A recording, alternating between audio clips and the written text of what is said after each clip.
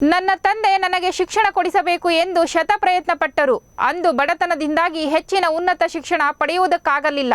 ಹೀಗಾಗಿ ನಾನು ವಿದ್ಯಾರ್ಥಿಗಳು ಮಾಡಿದ ಸಾಧನೆಯನ್ನು ಮೆಚ್ಚುವಂತಹದ್ದು ಎಂದು ಶಾಸಕ ಹಂಪಯ್ಯ ನಾಯಕ ಬಣ್ಣಿಸಿದ್ದರು. ರಾಯಚೂರು ಜಿಲ್ಲೆಯ ಮಾನ್ವಿ ಪಟ್ಟಣದ ನೇತಾಜಿ ಸುಭಾಷ್ ಚಂದ್ರ ಬೋಸ್ ಶಿಕ್ಷಣ ಸಂಸ್ಥೆ ಆಯೋಜಿಸಿದ್ದ ವಿಜ್ಞಾನ ವಸ್ತು ಪ್ರದರ್ಶನ ಕಾರ್ಯಕ್ರಮವನ್ನು ಉದ್ಘಾಟಿಸಿ ಮಾತನಾಡಿದ ಅವರು, ಇಂದಿನ ವಿದ್ಯಾರ್ಥಿಗಳು ನಾನಾ ವಿಷಯದಲ್ಲಿ ಪ್ರತಿಭೆ ಉಳ್ಳವರಾಗಿದ್ದಾರೆ.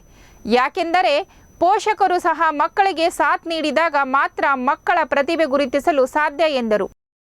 ಈ ಒಂದು ಕಾರ್ಯಕ್ರಮದಲ್ಲಿ ಈಗಾಗಲೇ ಸವಿಸ್ತರವಾಗಿ ಈ ಒಂದು ಸಾಂಸ್ಕೃತಿಕ ಭಾಷಣದಲ್ಲಿ ಈ ಶಾಲೆಯ ಎಷ್ಟು ಉತ್ತಮ ರೀತಿಯಲ್ಲಿ ನಡೆಸತಕ್ಕಂಥ ಒಂದು ಈ ಬಾಲಕರ ಒಂದು ಇದರಲ್ಲಿ ಇವತ್ತು ನಾವು ನೋಡಿದಾಗ ಬೆಟ್ಟಿನ ಮೇಲೆ ಹೊರಳ ಎಣಿಕೆ ಮೇಲೆ ಇರ್ತಕ್ಕಂಥ ಮಕ್ಕಳು ಇವತ್ತೇನಂತಂದ್ರೆ 1080 ಮೇಲ್ಪಟ್ಟು ಮಕ್ಕಳು ಇವತ್ತು ಈ ಶಾಲೆಯಲ್ಲಿ ಓದ್ತಾರಂದರೆ ಇವತ್ತು ನಾವದು ಆ ನರಸಿಂಹನಾಯಕರು ಅವರು ಪ್ರತ್ಯೇಕರ ಒಂದು ಸಾಹಸ ಒಂದು ಎತ್ತಿರ್ತಕ್ಕಂಥ ರೀತಿಯಲ್ಲಿ ಈ ಸ್ಕೂಲು ಅವರು ನಡೆಸ್ತಾ ಬಂದಿದ್ದಾರೆ. ಈ ಇದಕ್ಕೆ ಆ ದೇವರು ಆಶೀರ್ವಾದ ಕೊಡ್ತಾರೆ. ನರಸಿಂಹನ ಹೇಳಿದ್ರೆ ನಮ್ದೇನು ಆಶೀರ್ವಾದ ಇಲ್ಲ, ಆ ದೇವರ ಆಶೀರ್ವಾದ. ಆ ದೇವರ ಆಶೀರ್ವಾದ ಮಾತ್ರ ಇಂಥ ಎಲ್ಲ ಕಾರ್ಯಕ್ರಮಗಳು ಉತ್ತಮವಾಗಿ ಸಗಮವಾಗಿ ನಡೀತಕ್ಕಂಥ ಆಗ್ತವೆ.